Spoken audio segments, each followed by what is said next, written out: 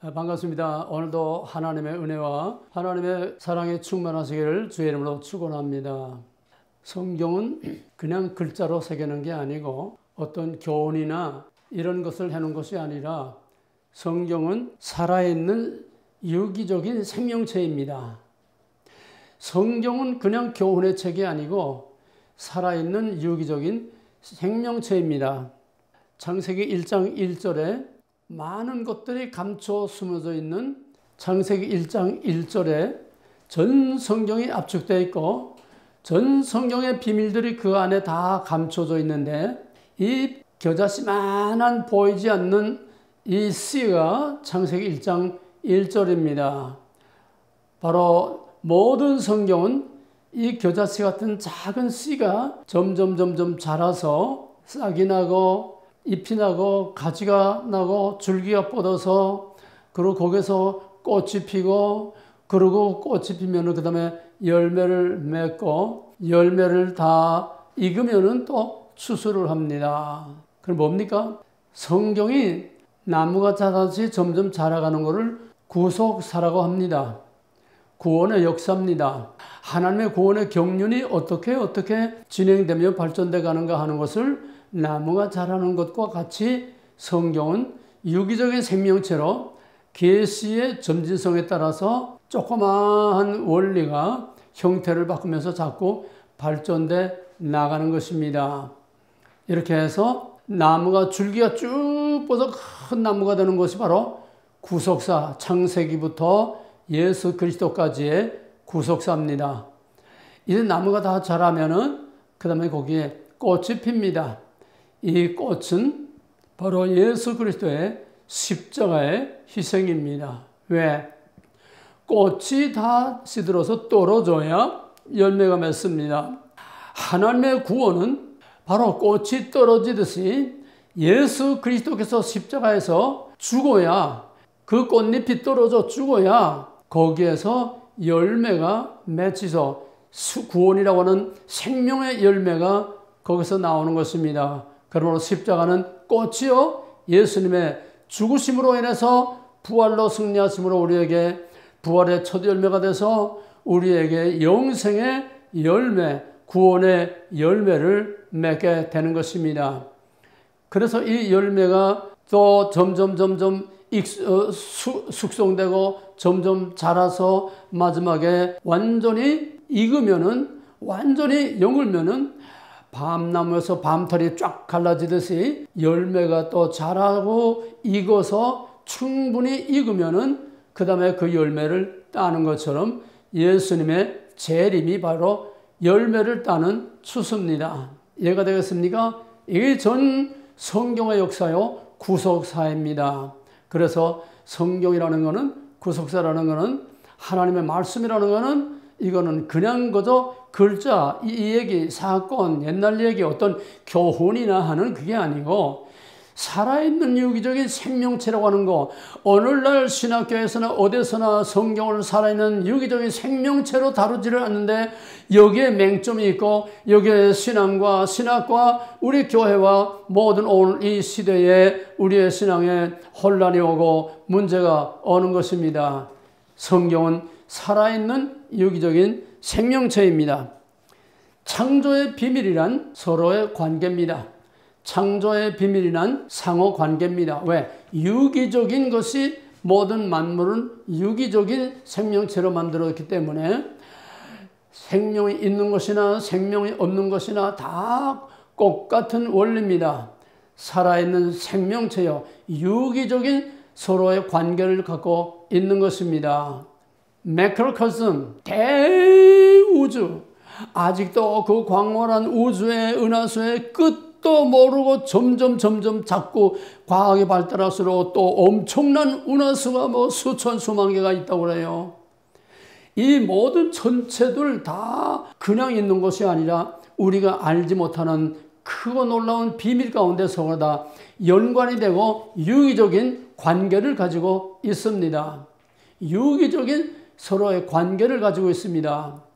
또 마이크로코스모스, 미세한 작은 세계, 원자의 세계, 분자의 세계, 전자, 양자, 요즘은 또 더 깊이 들어가서 나노의 세계로 들어가서 인간이 아직까지도 몰랐던 정말 미세한 1mm의 1000분의 1이 나노입니다. 이렇게 미세한 세계까지 하나님은 빈틈없는 질서와 원리를 가지고 서로 상호 관계를 갖는 것입니다. 원자도 양자와 전자가 서로 돌아가면서 원자라고 하는 그 하나를 이루는 것이고, 태양계도 태양이 있고 지구, 화성, 목성, 토성 뭐 이런 위성들이 그 위에 돌아가면서 태양계라고 하는 서로 끊을 수 없는, 무시할 수 없는 유기적인 관계 속에서 이 태양계의 모든 것들이 균형을 유지하고 질서를 유지하게 되는 것입니다. 동물의 세계는 동물의 세계, 식물의 세계는 식물의 세계, 또 물고기의 세계는 물고기의 세계, 공중의 새는 공중의 새, 우리가 알지 못하는 미생물들, 이 모든 세균들, 보이는 것, 안 보이는 것 다 우리가 모르는 엄청난 상호의 관계가 있습니다. 예를 들어서 까마귀면 까마귀의 세계 안에서 상호 저희들끼리 뭔가 교통하고 교신하는 저희들끼리 유기적인 관계가 있어요. 그러나 까마귀면 까마귀 자체로서만 그런 독립된 관계가 아니라 까마귀는 또 다른 모든 모기 사슬에 의해서 또 자기의 모기가 있게 되고, 또 모든 새들이나 모든 초목들이나 이 초목은 또 이 동식물과 초목은 또 서로 끊을 수 없는 모기 사슬로 다 연결이 되어 있고, 우리가 알지 못하는 미세한 세균 하나까지도 다 선악간의 유기적인 서로 상호 관계를 가지고 있습니다. 이것이 하나님의 놀라운 창조의 질서요, 창조의 원리요, 창조의 법입니다. 과학이란 바로 이 하나님의 감추어진 이 비밀, 그 서로 어떤 관계가 있고 어떤 연관이 있고 그것이 어떤 결과를 가져오고 어떤 작용을 하냐, 그걸 연구하는 것이 바로 과학입니다. 이거는 하나님의 오묘하신 창조의 원리와 질서와 그 비밀 속에는 인간이 세상 끝날까지 연구해도 다 밝혀낼 수 없고 다 들어갈 수 없습니다. 하나님의 창조는 이렇게 놀랍습니다. 성경이 유기적인 생명체로 되어 있듯이 하나님이 창조한 만물은 생명이 있는 거나 생명이 없는 거나 다 똑같은 생명의 원리로 다 유기적으로 돌아가고 있다는, 서로 상호 관계를 가지고 서로 작용하고 서로 작용을 받고 이런 상호 관계 속에서 모든 만물이 존재하는 것입니다. 이런 관계를 우리는 언약이라고 합니다. 언약은 관계입니다. 언약이란 관계입니다. 관계의 본질은 구별입니다. 남자와 여자가 결혼을 합니다. 언약입니다. 약혼, 혼인을 약속합니다. 결혼이라는 건 서로가 묶이는 겁니다. 줄로 묶이는 겁니다. 남자와 여자가 서로 줄로 묶이는 겁니다. 묶이면은 이 묶인 부부가 부부이지, 묶인 부부 이외에 남자가 자기 아내 이외에 또 다른 여자, 또 여자가 자기 남편 외에 또 다른 남자, 구별이 무너지면은 부부관계가 무너지고 부부의 사랑과 관계가 무너지면은 그 가정은 껍데기는 뒤집어 쓰고 있어도 법적으로는 부부일지 몰라도 실상은 이미 깨진 부부요, 깨진 가정이요, 깨진 사랑이요, 이건 이미 다 끝났다는 얘기입니다. 약속이란 관계입니다. 관계의 본질은 구별입니다. 구별이 유지되는 한에서 부부라고 하는 관계가 원만하게 행복하게 평화롭게 유지가 되는 것입니다. 그러므로 성경에서 구별보다 중요한 건 없습니다. 빛을 어둠으로부터 구별해낸 거, 어마어마한 진리 중에 핵심이요 본질입니다. 태초에 하나님이 천지를 창조하시니라. 하나님이 천지에 창조했다는 그 한마디로 끝나는 게 아니라, 태초에 하나님이 천지를 창조했다고 하는 창세기 1장 1절에서 하나님이 천지를 창조했다고 하는 것은, 그거는 하나님의 창조의 주권을 선언하는 것입니다. 하나님의 창조의 주권을 선언한다는 것은 뭡니까? 구별입니다. 하나님은 창조주요, 나머지 모든 만물은 다 하나님에 의해서 만들어진 피조물입니다. 창조주는 피조물부터 절대적으로 구별되어야 됩니다. 창조주와 피조물과 같을 수 없고 피조물과 창조물이 바뀔 수 없고 피조물은 영원히 피조물이고 창조주는 영원히 창조주. 이 구별이 절대로 무너질 수도 없고 무너뜨리려고 해서도 안 됩니다. 그런데 어리석게도 뱀이 여자를 꼬여서 이 구별을 없애라. 내가 이걸 먹으면 너도 하나님 된다. 경계와 구별을 다 없애라. 이게 사탄의 태초로부터 세상 끝날까지의 사탄의 공격하는 바로 전술과 목표가 구별을 무너뜨리는 겁니다. 이 구별보다 중요한 건 없습니다. 구별되지 않는 하나님이 태초에 하나님이 천지를 창조하시니라. 모든 만물로부터 구별되지 않는, 모든 신들로부터 구별되지 않는, 모든 이념 사상으로부터 구별되지 않는, 모든 인간으로부터 구별되지 않는 구별이 무너진 하나님은 이건 완전히 사람이 만들어 놓은 우상이요 빈 껍데기지 하나님이 아닙니다. 오늘 구별이 무너진 하나님, 오늘 구별이 무너진 예수, 구별이 무너진 십자가, 구별이 무너진 구원, 구별이 무너진 복음, 구별이 무너진 진리, 이 가짜 진리들이 지금 세상을 어지럽게 지금 난무하고 있습니다. 성경에서 구별보다 더 중요한 것은 태초에 하나님이 천지를 창조하시는 절대적인 하나님의 구별입니다. 창조주와 피조물의 구별입니다. 여기서부터 모든 구별이 계속 나오게 되는 것입니다. 그래서 성경은 구별로 시작해서 구별로 끝납니다. 태초에 하나님이 천지를 창조하시니라. 하나님의 유일한 하나님의 구별, 창조주와 피조물의 구별, 피조물에서도 또 빛을 어둠으로부터 구별, 낮과 밤을 구별, 여자의 후손과 뱀의 후손으로부터 구별. 전 성경은 태초에 하나님이 천지를 창조했다고 하는 하나님과 피조물과의 구별로부터 시작해서 빛을 어둠으로부터 구별을 내고 그 다음에 하나님과 인간 관계를 구별하는 것이 창세기 2장 17절. 먹지 말라. 먹는 날은 정령 죽으리라. 이건 다 내가 만들었다. 다 내 거다. 내가 내게 이 모든 것을 정복하고 다스리는 대리 왕관을 씌워주지만은 이것이 내 것이 아니고 이것이 내 마음대로 하는 것이 아니고 내가 주인이 아니고 너는 이것을 관리하는 관리인이야. 에이전트야. 언어는 나야. 너와 나 사이에는 구별이 있어야 돼. 주인과 관리인은 구별이 있어야 돼. 책임의 한계가 있고 또 할 수 있는 권리의 한계가 있어야 돼. 이것이 먹지 말랍니다. 구별입니다.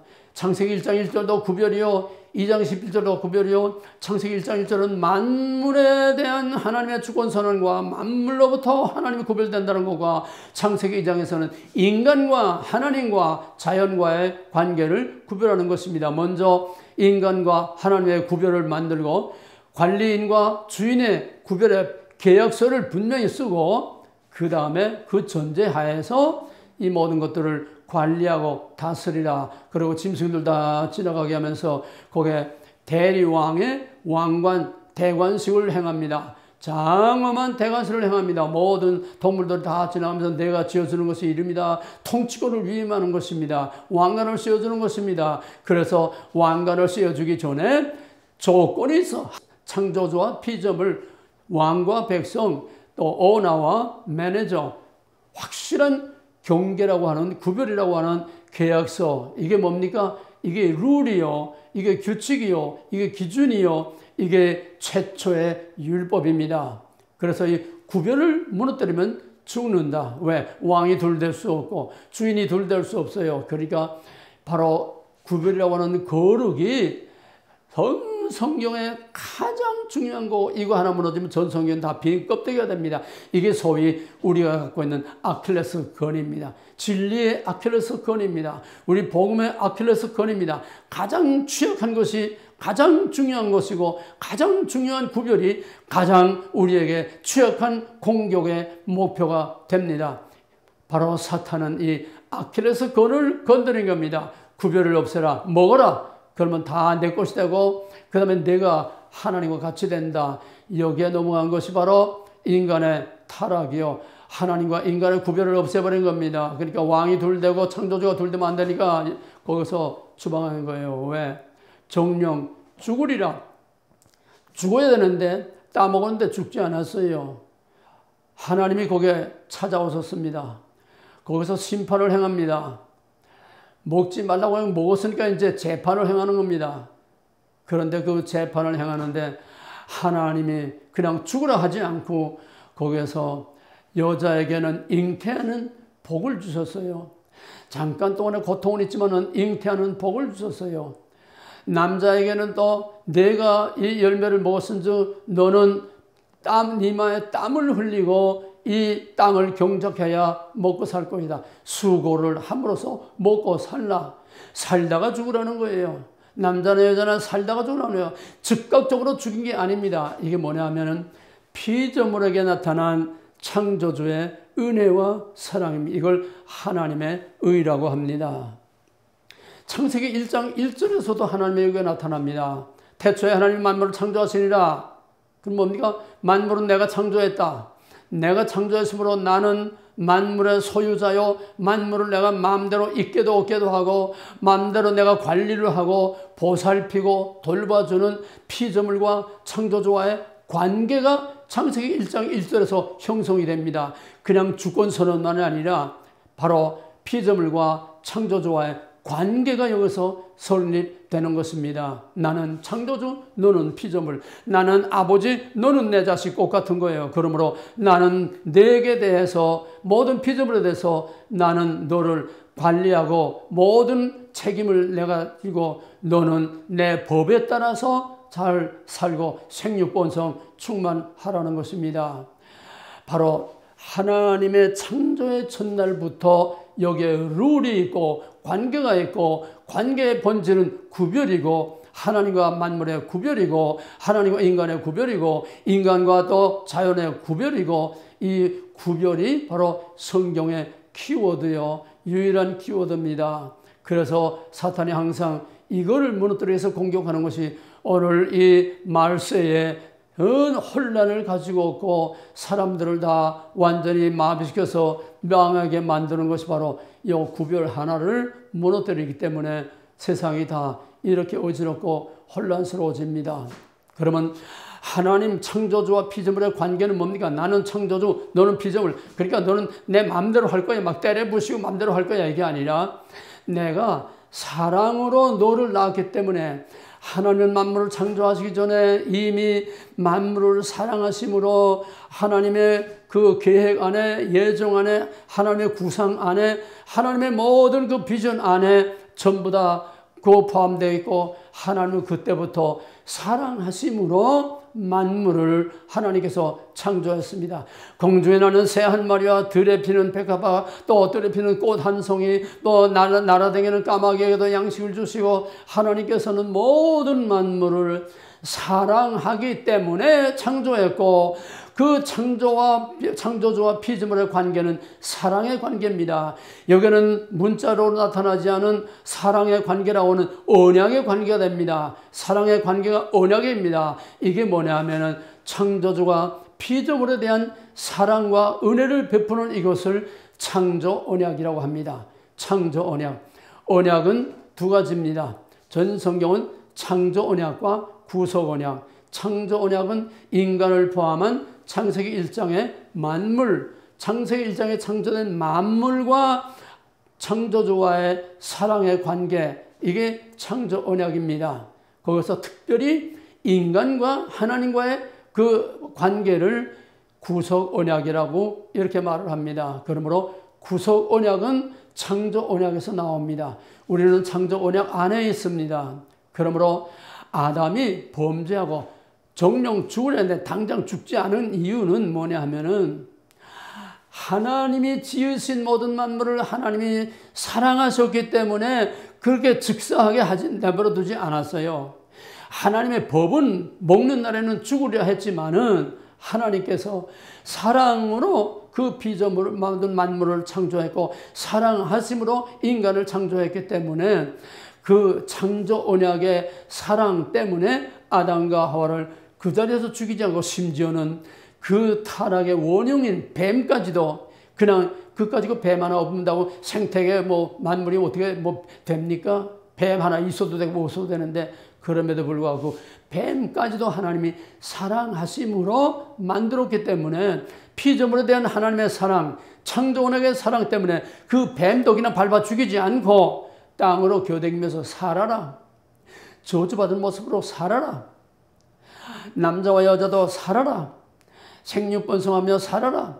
또 해산의 고통을 잠깐 치르고 이마에 땀이 흐르는 수고를 하지만은 그러나 살아라. 그러나 만물의 대표인 인간이 타락함으로 땅이 저주를 받아서 땅이 가시와 엉겅퀴를 낼 것이며 내가 바라는 만큼 그렇게 내 수고하는 것만큼 그렇게 풍성한 것을 내주지 않을 것이라. 인간은 만물의 대표입니다. 인간이 타락함으로 만물이 타락합니다. 그래서 가인이 범죄해서 거룩한 하나님의 땅에 더러운 아벨의 피가 그 땅에서 땅을 더럽히고 그 땅에서 아벨의 피가 하나님께 부르짖어 호소한다고 그랬어요. 하나님의 땅을 더럽힌 그 가인, 아벨의 피로 땅을 더럽힌 그 가인, 살인의 피로 땅을 더럽힌 그 가인, 바로 가인이 하나님의 저주를 받은과 동시에 가인이 가는 곳마다 그 땅은 열매를 맺지 않고 씨를 뿌려도 싹을 내지 않는 가인의 타락으로 그 가인의 가는 곳마다 그 땅도 저주를 받는 것입니다. 이거 둘 잘 심어두세요.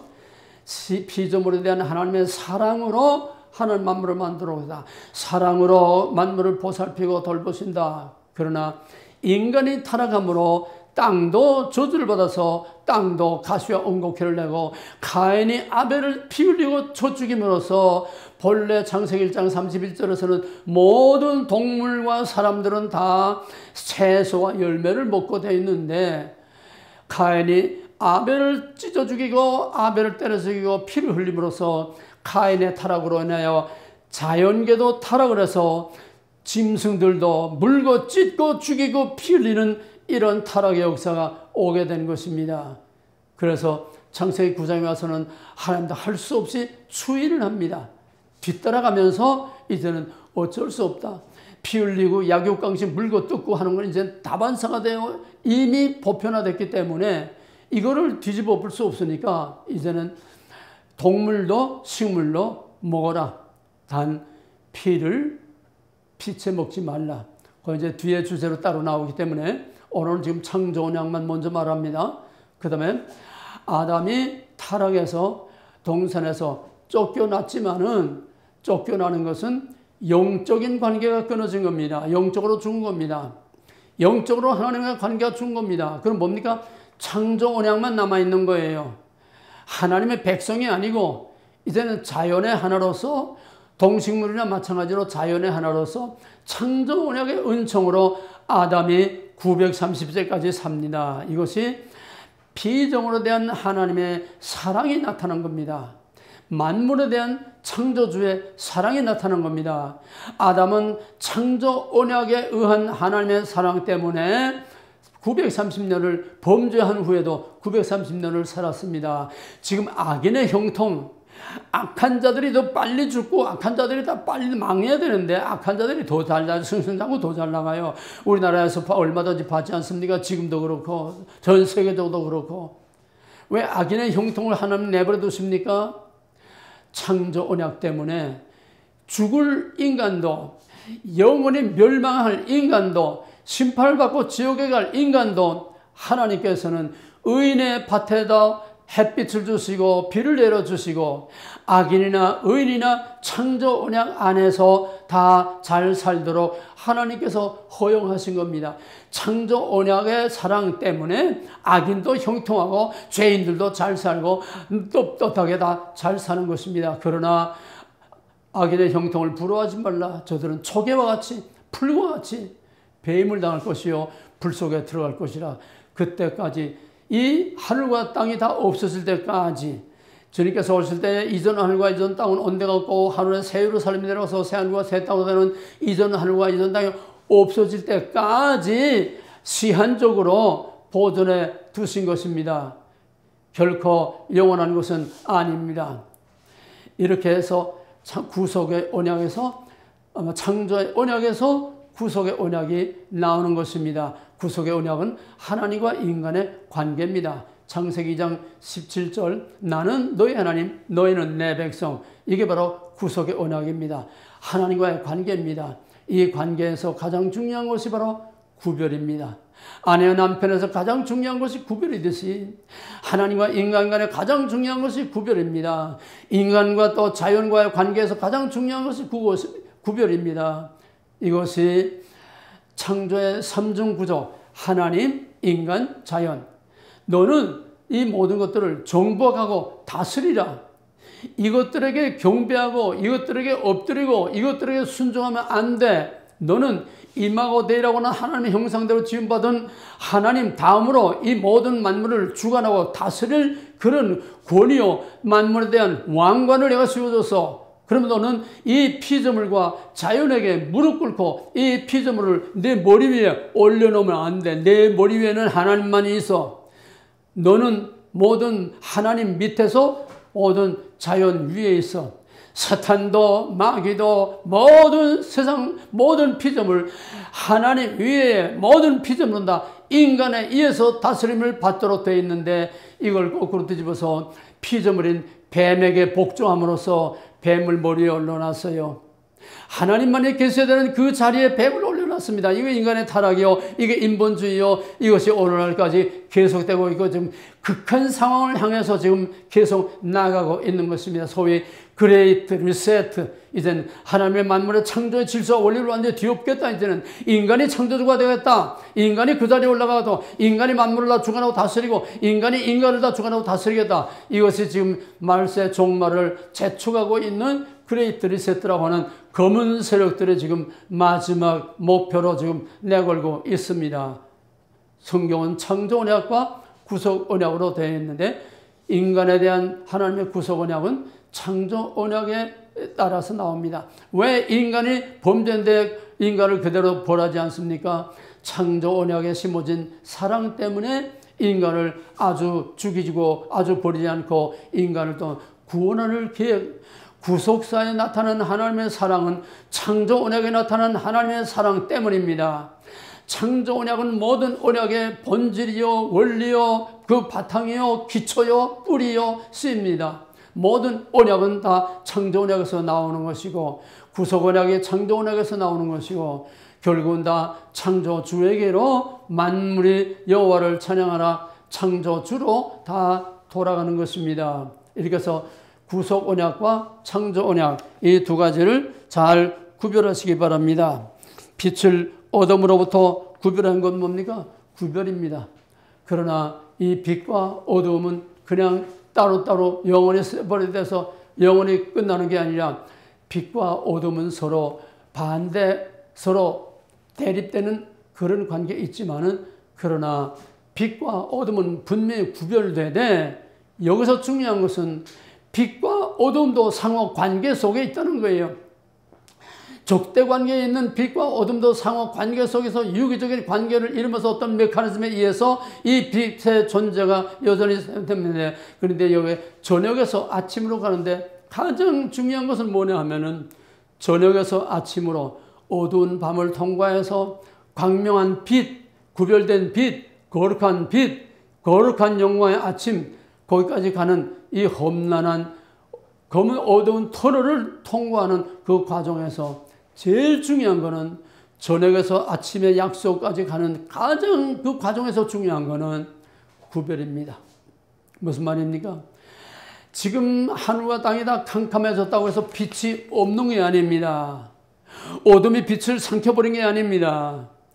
그 이면에서는 여전히 빛이 찬란하게 비치고 있습니다. 우리가 세상이 아무리 캄캄하고 어두워지고 혼란하고 세상이 완전히 칠흑과 같이 그렇게 어두운 세상이 되어도 우리는 우리 안에 생명의 빛을 우리는 항상 가지고 있어야 된다는 겁니다.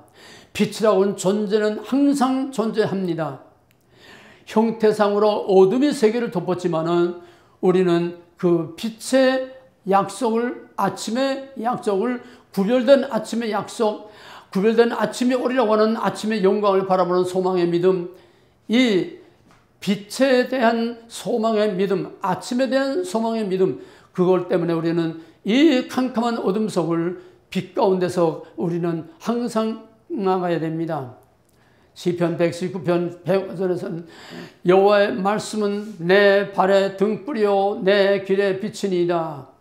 말씀과 성령의 빛으로 우리는 캄캄하고 칠흑같이 어두운고 암담하고 희망의 빛이 전혀 보이지 않는 그런 환란의 극한 상황 속에서도 우리는 말씀과 성령과 하나님의 구별된 빛을 가지고 생명의 빛을 가지고 우리는 이 어두움을 참고 견디고 고난을 참고 견디고 이기고 나가야 하는 것입니다. 이것이 바로 모든 믿음의 영웅들, 히브리 11장에 나오는 믿음의 위대한 영웅들이 이 세상에서 약속을 받지 못했지만은 모세가 바로의 왕궁에서 받는 그 영광보다도 오히려 고난을 통해서 받는 하나님의 영광이 더 큰 것을 바라보면서 그 고난을 자초해서 나갔다는 것입니다.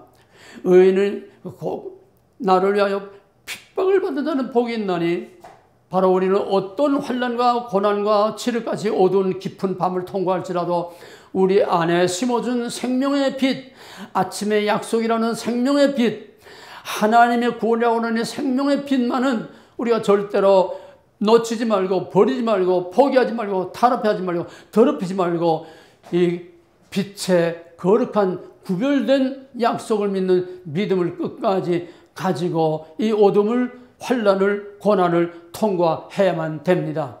이 빛의 존재는 어둠에서 없어지는 게 아닙니다. 암만 캄캄해도 빛의 존재는 그대로 실체로, 그대로 팩트로, 사실로 살아있고 남아있습니다. 때가 되면 태양이 떠오르고 모든 어둠을 물리치는 아침이 오는 거예요. 영원한 아침이 오는 겁니다. 이것이 구속사라고 하는 것입니다. 이 구속사에서 제일 중요한 키워드는 구별입니다. 빛입니다. 빛은 구별된 것입니다. 구별된 것은 거룩한 것입니다. 바로 우리가 구원받은 것은 구별된 빛과 같습니다. 우리는 구별됐습니다. 빛과 같습니다. 거룩합니다. 그러므로 구별된 빛을, 또 구별된 빛의 존재인 우리는 그 빛을 끝까지 붙들고 나가야 됩니다. 그런데 꽃같이 어두운 세상 살아가는 것은 똑같아요. 믿는 사람이나 믿지 않는 사람이나 어두운 세상 살아가는 건 똑같아요. 근데 뭐가 다르냐? 내 속에 아침이라고 하는 약속과 하나님이 구별해 놓으신 이 생명의 빛이, 거룩한 빛이 내 안에 있는 사람의 삶과 없는 사람의 삶이 전혀 다를 뿐만 아니라 결과가 이 빛을 끝까지 붙들고 약속과 구별이라고 하는 이 빛을 끝까지 붙들고 가는 사람에게는 영원한 영광의 아침이 그의 것이 되는 거지만은 이 빛을 버렸거나 이 빛을 더럽혔거나 이 빛을 포기한 사람, 빛이 없는 사람은 생명이 없고 빛이 없는 사람에게는 그에게는 영광의 새하늘과 새 땅이라고 하는 영원한 아침, 영원한 빛이 그에게는 없습니다. 뭡니까? 내 안에 생명이 없는 자는 영원한 어둠만 있고 영원한 깊은 밤으로만 갈 뿐이지 아침의 태양이 그에게는 해당이 안 됩니다. 아침의 영광의 나라가 그에게는 해당이 안 됩니다. 우리 안에 빛이 있느냐 없느냐, 생명과 진리의 빛이 있느냐 없느냐, 특별히 이 생명과 예수와 나의 구원과 이 생명을 빛으로 표현한 것이 바로 요한 신학의 빛의 신학입니다. 빛이 세상에 왔으니 이 어둠이 빛을 깨닫지 못하고 어둠이 빛을 삼켜버리려고 했지만 그 빛이 결국은 어둠에게 삼킨 게 아니라 빛이 다시 부활과 영광으로 떠올라서 온 세계를 빛으로 비추게 되었고 모든 로마 제국을 비롯한 모든 열방들이 다 이 빛에 다 나와서 무릎을 꿇고 하나님을 경배하게 된 것입니다. 절대로 어둠이 빛을 이기지 못합니다. 잠깐 동안은 하나님이 내버려 두심으로 이 어둠의 권세, 어둠의 세력들이 전 세계를 어지럽게 오만 짓도를 다 하고 있지만은 그럼에도 불구하고 하나님이 허용하신 데까지만 그 어둠의 권세가 세상을 좌지우지하는 거지만은 때가 차면은 하나님께서 대제국 바벨론은 하룻밤 사이에 뒤엎고 하룻밤 사이에 왕과 나라가 바뀌고 하룻밤 사이에 노예의 신분이 자유의 신분이 돼서 왕궁에서 주는 그 보화를 다 가지고 돌아와서 예루살렘의 성전을 건축하라고 하는 이 영광의 날, 이게 아침입니다. 우리에게 이 아침의 희망이 없으면은 앞으로 우리 앞에 닥침을 암담하고 캄캄하고 어두운 깊은 밤, 깊은 터널을 우리가 통과할 수가 없습니다. 태초로부터 나타나는 빛, 구별된 거룩한 빛, 진리의 빛, 생명의 빛, 하나님 자신의 빛이요, 예수님 자신의 빛이요, 성령의 빛이요, 말씀과 성령의 빛이요, 우리 안에 그 빛이 있음으로써만 우리는 비로소 영원한 아침이라고 하는 새하늘과 새 땅의 영광에 참여할 수 있습니다. 태초의 빛이 있으라 말씀하신 그가 그리스도의 예수의 얼굴에 있는 하나님의 영광을 아는 빛을 우리 마음에 비추었느니라 그랬어요. 우리 안에는 그리스도 예수의 얼굴에 있는 태초의 하나님의 영광, 하나님의 빛을 창조한 그 하나님의 영광을 볼 수 있는 그런 빛을 우리 마음에 비춰 주셨다고 그렇습니다. 그러므로 이 빛이 없이 지금 다 깜깜한 어둠 속을 헤매고 더듬고 사는 사람들 가운데서, 하나님의 백성들 가운데서, 이 어둠 가운데서 더듬이며 사는 사람들에게 에베소서 14장에서 그러므로 잠자는 자들아 죽은 자들 가운데서 깨어 일어나라, 주께서 빛이시리라. 성경은 빛입니다. 구별은 빛입니다. 구별된 건 빛입니다. 구별된 건 거룩한 겁니다. 구별된 거는 다 거룩한 건 다 하나님의 것이요, 하나님의 것은 다 빛의 세계입니다. 이것이 빛의 창조와 창세기 1장 1절에서 나타난 창조언약과 구속언약, 창조언약이란 피조물에 대한 하나님의 특별한 은총과 사랑, 일반적 보편적 사랑입니다. 그러나 구속언약은 그 중에 특별히 하나님의 백성 삼으시기로 작정하고 예정하고 구별해 내신 빛의 자녀들에게 주신 특별한 사랑과 은혜와 약속, 영원한 아침이라고 하는 것을, 영원한 구원, 영원한 생명을 약속한 그 약속에 있는, 그 빛이 있는 그들에게 베풀어지는 특별한 또 하나의 사랑이 바로 구속사적인 사랑이라고 하는 것입니다. 구속언약의 사랑입니다. 그런데 이제 인간이 세월이 지나면서 창세기 6장에 보게 되면, 창세기 6장에 보게 되면은 하나님의 아들들과 사람의 딸들이 서로 시집가고 장가가고, 아니 남자 여자 시집가고 장가가는 뭐가 나쁩니까? 그게 하나님의 아들들이라는 것은 엘로힘의 아들, 엘로힘이라는 말은 천사도 엘로힘이요, 하나님도 엘로힘이요, 또 모든 우상 잡신들도 엘로힘이요, 재판장도 엘로힘이요. 엘로힘이라는 것은 보통 명사이기 때문에 아무데나 많이 쓰입니다. 그래서 주석에도 하나님의 아들들, 원어는 엘로힘의 아들이라고 그랬어요. 예. 그걸 천사의 아들이라고 이렇게 했어요. 왜? 엘로힘은 천사도 되고 또 하나님도 되고 또 재판장도 되고 또 이방 신들도 되고, 그러니까 주석에도 하나님의 아들들이 천사의 아들이 아니에요. 천사의 아들들과 아름다운 여자들하고 사람의 딸들하고 서로 시집, 아니 천사가 육체를 가지고 있습니까? 천사가 시집장가 가서 애 낳을 수 있습니까? 이거는 너무너무 성경을 모르는 무식한 사람들이, 주석을 쓰는 사람들까지도 이렇게 무지한 겁니다. 이거는 엘로힘의 아들이라는 구별된 여자의 후손을 말합니다. 구별된 하나님의 백성들을 말합니다. 약속이 있는 하나님의 백성들입니다. 약속 있는 구별돼야 되는 빛의 자녀들이 약속 있는 어둠의 권세와 남자 여자가 아니라 서로 빛과 어둠이 서로 그냥 뒤섞였다는 얘기입니다. 이제는 하나님의 순수한 빛의 자녀를 찾아보기 어려운, 이제는 하나님의 위기요, 하나님의 자녀, 하나님의 백성이 이제는 위기를 당했어요. 그래서 하나님께서 정령 죽으려는 법대로, 범죄하는 영이 죽으리라 법대로 그 중에서 노아의 가족만 구원을 하고 나머지는 전부 다 쓸어 엎혀서 심판을 했습니다. 정령 죽으려는 법입니다. 아니 피조물에 대한 하나님의 사랑이 있는데 어떻게 다시 죽일 수가 있습니까? 그렇다고 해서 정령 죽이라는 하나님이 세운 법을 하나님이 범할 수가 없어요. 하나님이 범죄자가 될 수가 없어요. 하나님이 세운 법이지만은 정령 죽으라고 했으니까 정령 죽이는 거예요. 이게 하나의 샘플입니다. 이게 종말에 나타날 하나님의 마지막 심판을 미리 보여주는 것입니다. 그런데 막상 심판을 하고 나서 보니까 바로 창세기 1장 2절에서 혼돈과 흑암과 공허가 깊은 가운데는 아주 질서도 없고 법도 없고 구별도 없고 이것도 아니고 죽도 아니고 밥도 아니고 그냥 진흙탕도 아니고 그렇다고 없는 것도 아니고 그런 혼돈된 상태를 카오스라고 합니다. 마치 창세기 1장 2절에 있는 그 카오스와 같은 상황으로 창조 이전과 같이 아주 그냥 황폐하고 아무것도 없어서 너무 처참하게 됐어요. 하나님 보시기에 마음이 많이 아팠었습니다. 하나님이 징계 채찍으로 다 심판을 했지만은 그러나 피조물에 대한 하나님의 사랑을 끊을 수가 없습니다. 그래서 노아가 방주가 이제 다 서고 그 문이 열리고 방주에서 내려와서 그 중에서 양을 잡아서 하나님 앞에 번제를 드렸습니다. 속죄의 번제, 화목의 번제를 드렸습니다. 그때 하나님께서 노아에게 약속하시기를 창세기 1장 28절 아담에게 주었던 인간에 대한 특별한 하나님의 은혜와 사랑, 창조주가 피조물 인간에 대한 특별한 창조 언약의 사랑, 생육, 번성, 충만하라. 생육하고 번성하고 충만하라. 하나님이 노아에게 창조 언약을 다시 재확인했습니다.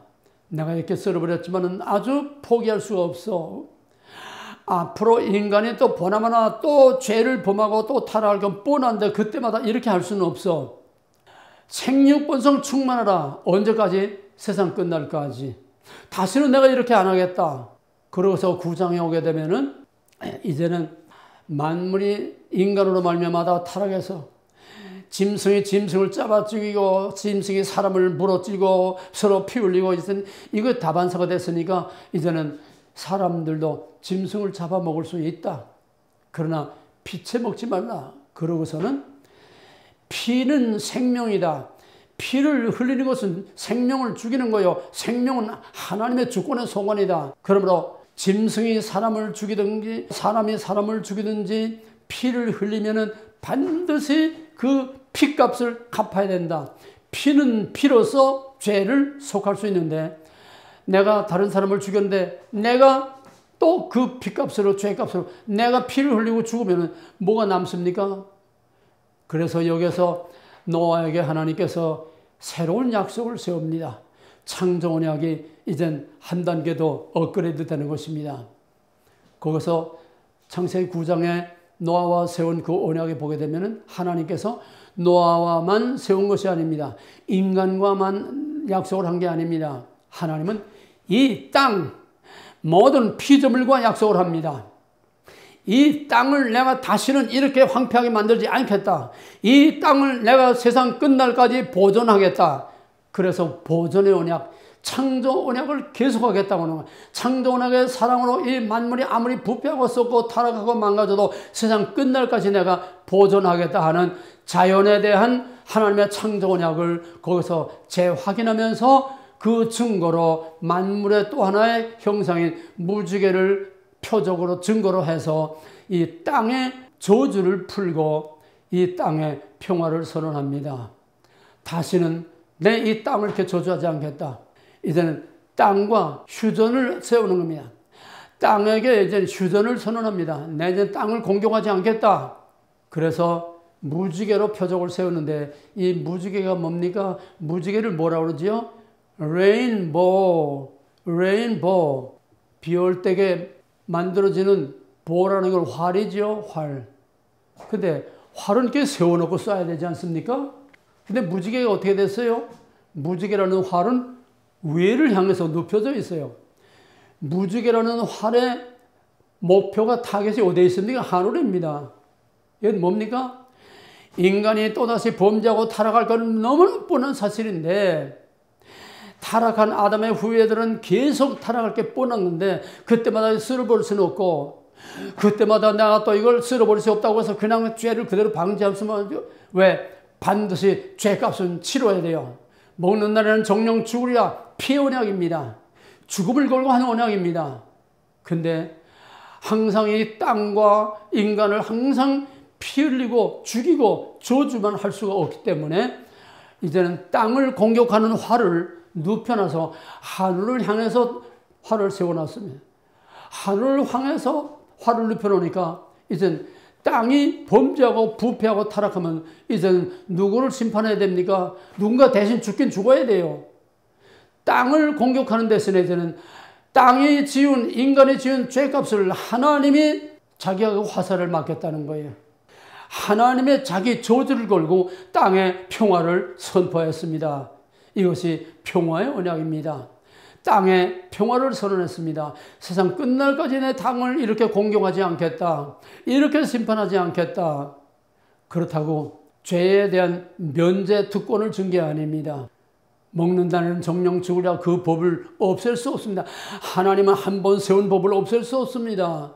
그러니까 범죄하면 땅이 죽고 심판을 받아야 되고 또 인간이 심판을 받아야 되고 인간이 죄를 짓고 타락하면 땅도 저주를 받는 건데 그러면 노아 홍수처럼 그렇게 할 수 없으니까 그 대신 인간이 받을 저주 땅이 받을 죄값을 하나님이 대신 받고 하나님의 자기 저주를 걸고 땅의 저주를 풀어주고 평화를 선언하고 인간에게도 죄 짓는 쪽쪽 죽이지 않고 그 죄값을 하나님이 대신 짊어지고 인간에게 용서의 은혜와 또 다시 구원할 수 있는 그런 기회를 인간에게 주신 것입니다. 그러므로 노아의 무지개 언약은 하나님이 자기 저주를 걸고 창조 언약을 재확인하는 땅에 대한 피조물에 대한 하나님의 사랑이라고 하는 창조 언약을 재확인하는 표시가 무지개 언약이요. 또 하나는 인간에 대해서 인간이 범죄해도 내가 너희를 죽일 거를 내가 대신 이 화살을 맞고 내가 피를 흘리고 죽겠다. 하나님의 자기 저주를 걸고 인간에게 용서의 법을 선언했습니다. 이것이 구속 언약입니다. 그러므로 노아의 무지개 언약은 땅에 대한 평화와 휴전을 선언한 땅의 저주를 풀어주고 땅의 저주를 하나님이 대신 받는 그런 창조 언약의 재확인이요. 인간에 대한 정령 죽으라는 대신에 인간을 죽이지 않고 하나님이 대신 죽음으로써 죽을 인간을 살릴 구원의 계획을 거기서 발표한 건 구속의 언약. 노아의 무지개 언약은 바로 창조 언약과 구속 언약 두 가지를 동시에 거기서 세운 것입니다. 근데 그 땅에 대한 저주를 푸는 그 언약을 세우기 전에 피는 피로 반드시 갚아야 된다. 면제 특권이 아니라는 거예요. 범죄하는 영혼이 죽으리라. 시내산에서 모세에게 여호와의 영광이 나타날 때에 출애굽기 34장 6절 7절에서 모세가 여호와를 보여달라고 하니까 여호와께서 큰 영광 중에 여호와로라 여호와로라 큰 영광 중에 그 모세 앞을 큰 손으로 가리고 휙 지나갔습니다. 모세야 그 여호와의 영광의 뒷모습만 슬쩍 봤습니다. 그러나 하나님께서 모세를 죽이지 않고 큰 손으로 모세의 그 얼굴에 그 죄를 덮어 가리고 훅 지나갔습니다. 죄를 덮어서 가리는 것, 이것이 하나님의 구속의 언약의 또 하나의 일면입니다. 하나님이 대신 그것이 어떻게 됩니까? 그 다음에 모세 율법에 들어와서는 하나님이 우리의 죄값으로 찢어져 죽는 게 아니라 그때는 템포러리 과정 속에서 하나님이 찢어지는 그때까지 임시로 짐승이 이 인간의 죄 대신 짐승이 쪼개져 죽는 거예요. 그래서 아브라함과 어떤 언약을 맺었습니까? 노아와 맺은 것은 피가 없어요. 피를 전제로 깔고 땅과 인간에게 화해를 청하고 용서를 구하는 창조 언약과 구속 언약을 세웠지만은 아직 노아에게서 피는 나오지 않았어요. 거기에 딱 조건을 걸어만 놓은 겁니다. 그럼 하나님의 자기 저주는 뭐 피가 있는 저주인데 노아의 언약에서는 피가 아직 없어요. 그거는 이제 15장으로 와서 아브라함과 언약을 맺으면서 노아의 언약에서 가시적으로 나타나지 않은 하나님의 저주가 어떤 저주냐? 피가 있는 저주라는 거예요. 피가 있는 저주라는 거예요. 피는 피로, 피 없이는 사심이 없나니. 피 없이는 사심이 없나니. 그러니까 하나님의 자기 저주로 땅과 인간의 저주를 하나님이 대신 집어지지만은 그냥이 아니라 하나님이 피를 흘리고 죽음으로서만 인간의 죄를 대신하고 이 땅에 평화를 줄 수 있다는 얘기입니다. 비장한 얘기입니다. 성경을 이렇게 깊이 알면 우리가 가슴이 찢어지는 거예요. 예수 십자가 보혈 할렐루야 그냥 찬양한다고 못하다는 게 아닙니다. 예수 십자가 뭡니까? 하나님께서 아브라함에게 내가 하늘의 물별과 바다의 모래를 봐라. 하늘의 별과 바다의 모래를 셀 수 있을지라도 내 자손이 하늘의 별과 다 모래보다 더 많으리라. 아직 내가 자식도 없는데 무엇으로 내가 믿겠습니까? 그러니까 짐승을 잡아서 쪼개놓고 기다려라. 나하고 이제 언약을 하자. 사인을 하자는 거예요. 말로만 약속하지 말고 이제 사인을 하자는 거예요. 그래서 아브라함에 대한 구속 언약의 소명식이 바로 창세기 15장의 아브라함의 쪼개는 언약입니다. 짐승을 쪼개서 각을 떠서 쪼개놓고 아브라함이 해가 니누 끼울 때까지 독수리와 까마귀들이 와서 이 고기를 못 먹게 이 나무 가지를 이걸 쫓았는데 이거면 하나님의 구속, 그 후손들이 받을 저주를 아브라함이 이 세대를 쫓아내는 겁니다. 그래서 해질 무렵에 여호와의 영광이 햇불처럼 그 쪼갠 사이로 휙 하고 지나갑니다. 본래 언약은 쌍방 언약입니다. 양쪽에서 같이 사인해야 되잖아요. 근데 하나님만 그 사이로 지나가고 아브라함은 거기서 그냥 똑똑히 내 눈으로 똑똑히 봐라. 너희들의 지을 죄를, 너희 후손의 지을 죄를 내가 대신 그 저주를 뒤집어쓰고 내가 대신 피 흘려 죽을 건데 이것이 어떤 것인가 분명히 보아라. 근데 아브라함은 언약의 당사자로 지나가게 하지 않았습니다. 왜? 불을 보듯 뻔하기 때문에. 그런 그 쪼갠 짐승은 뭡니까? 언약을 어기면 너도 이렇게 쪼개져 죽는다 이겁니다. 고대 언약은 다 저주 언약입니다. 언약을 어기면 그러면 아브라함은 지나가지 않았으니 아브라함은 쪼개지 않고 아브라함의 후손은 쪼개지지 않고 누가 쪼개져야 됩니까?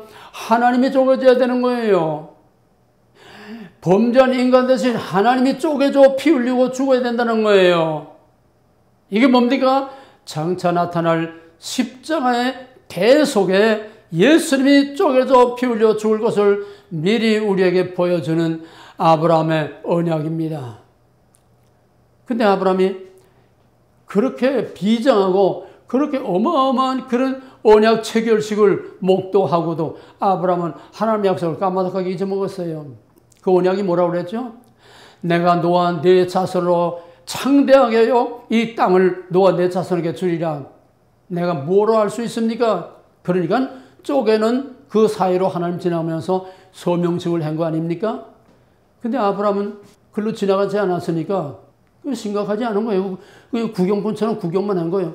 까마득하게 잊어먹었어요. 근데 세월이 가도 내가 내게 하늘의 별과 땅의 모래같이 많은 자손을 주려 하는데 아무 끼미가 없어요. 나이는 다 들어서 이제. 그러니까 애굽에 내려갔다가 그 사라의 몸종으로 달고 나온 젊은 하갈이 있는데 사라가 그랬습니다. 여기서도 이제 여자입니다. 여자가 아브라함을 함정에 빠뜨렸습니다. 여자는 머리가 항상 앞서갑니다. 좋은 면도 있고 나쁜 면도 있습니다. 사라가 여보 이제는 당신도 늙었고 이제는 나도 이제는 다 말라서 이제는 다 끝났으니까 내가 애굽에서 달고 나온 저 싱싱한 하갈을 내가 빌려줄 테니까 오늘 밤에 씨바디를 해서 그렇게 해서라도 우리 씨를 받읍시다. 얼씨구나 할렐루야 하나님 주신 기회로 알고 그냥 그날 밤에 그냥 애를 낳았습니다. 이스마엘을 낳았습니다. 근데 하나님이 아브라함이 또 갈라디아서에서 바울이 아브라함에게서 난 자가 내 씨가 아니라 이삭에게서 난 자라야 내 씨가 되리라. 이스마엘은 약속이 없는 자식입니다. 똑같이 아브라함에게서 나왔지만 약속이 없는 자식입니다. 이삭은 이미부터 약속 안에서 태어난 약속의 자녀입니다. 그래서 이삭을 이스마엘로부터 구별하고 이스마엘과 하갈을 내쫓고 이삭을 통해서 아브라함과 이삭과 야곱의 자손으로 이어가는 것입니다. 잘 기억하세요. 노아의 무지개 언약은 창조 언약과 구속 언약, 자연에 대한 하나님의 저주를 풀고 평화를 주시고 인간에 대한 그 죄를 하나님이 대신 짊어지겠다고는 하나님의 자기 저주로 세운 언약인데 거기에는 아직은 피가 없어요. 무지개가 피가 없어요. 그래서 그거를 보다 한 단계 발전돼서 온전케 보여준 것이 바로 아브라함과 맺은 쪼갠 사이로 지나가는 피의 언약입니다. 모든 구속 언약은 다 피의 언약입니다. 왜? 정령 죽으려고 했기 때문에 죽음, 피, 생명 이것 없이는 구원이 이루어질 수 없고 죄사함을 받을 수가 없어요. 그래서 모든 구속 언약은 다 피의 언약입니다. 이렇게 해서 피의 언약을 따라서 이제 그 자손들이 창대하게 그냥 뛰어넘습니다. 그래서 예수 그리스도의 십자가는 바로 노아 언약의 성취요 아브라함 언약의 성취입니다. 근데 아브라함이 하나님과 맺은 언약을 잊어버리고 하갈을 낳았어요. 우리가 하나님께서 야 이는 봐라. 내가 그렇게 비장하게 내가 이렇게 너희가 죄 지은 것을 대신 내가 이렇게 쪼갠 사이로 들어서 내가 쪼개지겠다고까지 했는데 너는 그걸 그렇게 한가하게 잊어먹고 지금 허튼 짓 딴 짓을 해? 너도 언약의 당사자야. 쪼갠 사이로 지나가지 않았다고 해서 내가 언약을 그냥 눈에 새기라고 했는데 눈에 새기지 않고 다 잊어먹었어. 그러니까 너도 쪼개는 언약을 같이 받아들여, 같이 사인해. 다만 쪼개는 대신에 너는 할례를 받아라. 가슴을 쪼개고 각을 떼어서 쪼개는 대신에 너는 양피 끝에 조금만 잘라서 피를 조금만, 피는 한 방울도 생명이요 한 바가지도 생명이요. 피는 생명입니다. 죽음입니다. 그래서 할례를 받음으로 너도 내 쪼개는 언약에 동참하라. 쪼개는 언약을 받아들이는 수락의 언약이 바로 할례입니다. 그러면 쪼개는 언약은 뭡니까? 범죄하는 날에는 이렇게 쪼개서 죽는다는 것이요. 누가? 대신 하나님이 쪼개서 죽는다는 것입니다. 그럼 범죄한 인간은 그냥 면책특권 아무 문제가 없습니까? 인간은 할례라는 것이 언약의 책임이 있습니다. 할례는 뭡니까? 잘라내는 겁니다. 양피를 잘라내는 겁니다. 하나님의 언약에서 잘려나가는 겁니다. 영적인 죽음입니다. 아담이 에덴 동산에서 쫓겨나오는 것처럼 영적인 죽음입니다. 육신으로 당장 죽이는 게 아니라 영적인 죽음입니다. 하나님과의 단절입니다. 하나님과 단절된 것은 아담이 밖에서 930년을 산 것처럼 우리가 세상에서 떵떵거리고 살아도 영적으로 하나님과 관계가 단절된 것은 살았으나 실상은 죽은 겁니다. 여기에 우리의 죄값을 대신해서 하나님의 아들 예수 그리스도께서 대신 우리가 쪼개질 대신 하나님의 쪼개지심으로 예수 그리스도의 십자가로 쪼개지심으로 아브라함의 쪼개는 언약을 성취했습니다. 그 다음에 인간에 대해서는 할례, 범죄하면 하나님의 언약에서 잘려나간다. 예수님은 우리 대신 우리 죄값으로 쪼개져 죽었고 우리 대신 예수님은 십자가에서 할례로 하나님으로부터 잘려나갔습니다. 예수는 하나님의 아들임에도 불구하고 잘려나갔습니다. 우리 대신 언약에서 잘려나갔습니다. 언약에서 잘려나가는 바로 우리의 죄값을 치른 것입니다. 뭡니까? 나의 하나님이여 나의 하나님이여 어찌하여 나를 버렸었나이까? 그 아들이 그렇게 처절하게 부르짖는데도 I don't know, get on. 하나님이 얼굴을 돌렸습니다. 낯을 돌렸습니다. 그건 뭡니까? 내 아들이라도 인간의 죄를 대신해서 할례를 성취하기 위해서 내게서 잘려나간다는 거냐. 예수님이 십자가에 죽는 순간에는 하나님의 아들이 아닙니다. I don't know. 잘라버렸습니다. 할례의 번제를 따라 잘라버렸습니다. 하나님의 언약에서 잘렸습니다. 또 쪼개는 언약으로 또 쪼개져 죽었습니다. 우리가 죽을 걸 대신 쪼개져 죽었습니다. 하나님의 자기 저주. 우리가 잘려나갈 걸 예수님이 대신 아버지로부터 잘려나갔습니다. 이제는 예수님이 십자가 위에서 쪼개지는 구속의 언약과 잘려나가는 할례의 언약을 다 성취했습니다. 구속의 언약을 다 성취했습니다. 그 다음에 뭡니까? 인간이 모든 죄에서 사함받고 회복이 될 때에 자연이 회복됩니다. 인간이 타락할 때 자연도 저주를 받고 땅도 저주를 받아서 땅이 인간이 피를 흘릴 때 땅도 피를 흘리고, 그러나 인간이 하나님의 자녀들이 회복될 때에 땅도 회복되고 자연도 회복돼서 이사야 11장에 보게 되면 어린아이가 뱀의 구멍에 손을 넣고 장난하고 사자가 사슴과 같이 풀을 뜯고 이렇게 회복된 날에 로마서 8장 21절에서는 모든 만물이 탄식하면서 하나님의 아들들이 회복되기를 고대하고 기다린다고 그랬어요. 이 만물과 자연이 부패하고 타락하고 이렇게 망가져 나가는 것은 인간 때문이야. 인간의 죄가 우리를 이렇게 땅이 저주를 받았어. 그러나 인간이 회복될 때 우리 땅도 회복되고 만물도 생명도 동물도 식물도 다 회복돼서 에덴 동산과 같이 아니 그 이상 신천 신지와 같은 새하늘과 새 땅과 같은 이런 영광의 날이 올 텐데 인간이 회복되기를 자연이 고대하고 기다린다고 그랬어요. 인간이 회복될 때 자연이 회복된다는 말 다 상징입니다. 뭡니까?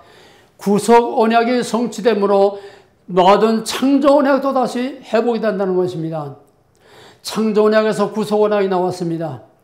이제 구속 언약으로 이제 인간을 저주로부터 이제 구원을 했습니다. 구속 언약으로 인간을 구원함으로 이제는 또 인간을 말미암아 저주받은 땅이 회복이 되어서 인간과 땅이 회복이 되어서 완전히 신천신지가 되는 것이 마지막 종말의 마지막 구원이요 심판입니다. 심판은 없습니까? 심판은 심판대로 약속 밖에 있는 자, 거룩을 빛을 가지지 못하고 구별을 지키지 못한 자는 아침이 없고 영원한 밤, 영원한 암흑으로 들어갑니다. 영원한 지옥으로 그냥 갑니다. 그들에게는 영원의 아침이 없습니다. 그러나 하나님의 생명의 빛, 구별이라고 하는 빛, 거룩이라고 하는 빛, 이 복음의 생명의 빛을 간직하고 이 캄캄한 어두운 밤을 끙끙거리면서 정말 그 참을 수 없고 견딜 수 없는 고통과 이 어둠의 권세를 이기고 끝까지 죽으면 죽으리라 순교자의 신앙으로 이 빛을 간직하고 간 사람들에게는 다시는 눈물도 없고 다시는 한숨이나 탄심이나 고통이 다시 없는 영원한 삶과 새 땅의 영광의 아침이 우리에게 열리는 것입니다. 창세기 1장 1절에 그 감춰진 비밀이 점점 펼쳐지면서 발전되면은 마지막 종말의 삶과 새 땅의 영원한 빛으로 구별되는 구별로 시작해서 구별로 끝납니다. 창조 언약, 구속 언약이 마지막에 일세다 동시에 완성이 되고 다시는 이 땅에 언약이 필요 없는 영원한 하늘나라에서 영원한 생명의 빛 가운데 살게 되는 것입니다. 창조에 나타난 하나님의 비밀, 빛의 창조에 나타난 하나님의 비밀, 창세기 1장 1절에 나타난 거기에 숨은 하나님의 비밀, 빛의 창조와 창조의 전날에 나타난 하나님의 그 감춰진 비밀, 정말 깊습니다. 이거는 일반적으로 교회에서 하는 것 같은 설교가 아니고 강의 중에도 특강입니다. 이걸 계속 들은 사람들은 좀 이해가 하겠지만은 처음 듣는 사람들은 참 이해하기가 어려울 것입니다. 이것은 어떤 신학자도 어떤 교회에서 어떤 목사도 이런 설교를 하지 않습니다. 이건 그만큼 깊고 수준이 높은 이건 특강이기 때문에 여러분들이 한 번 듣고 끝날 것이 아니라 듣고 떠들고 속아 새김질하면서 계속 들어서 여러분의 피가 되고 살이 돼서 여러분 안에 구별된 거룩한 생명의 이 빛을 가지고 요한복음에 있는 것 생명의 빛을 가지고 내가 살아서 영원히 아니면 죽어서 다시 사는 영원한 생명의 빛을 가지고 영원한 새하늘과 새 땅에 다시는 해와 달의 비침이 필요 없는 그 영광의 아침을 다 맞이할 수 있는 빛의 자녀들이 다 되어지기를 주님으로 간절히 부탁하고 간절히 축원합니다. 아멘.